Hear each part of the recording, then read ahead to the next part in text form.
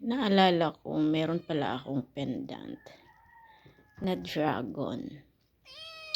Nabili ko to siya 2019. Supposed to be, ito yung isusuot ko pala nung launching ng company before.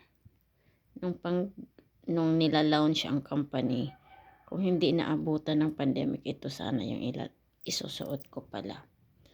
And then ngayon ko lang siya naalala, meron pala akong pendant na dragon.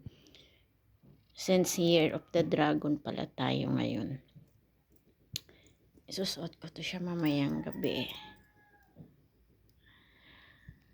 Ang nag-highlights nito guys, ito yung mata niya, yung mata ng dragon. Meron siyang meron din siyang jade. Mahilig kasi ako sa mga ganito kahit noon-noon pa man.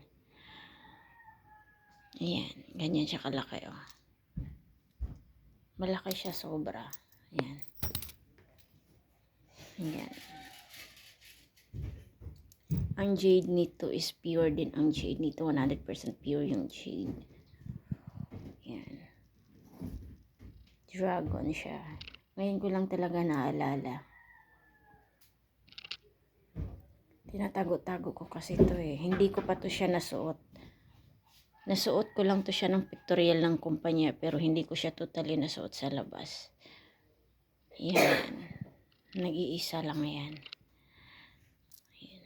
Laki. Si Year of the Dragon.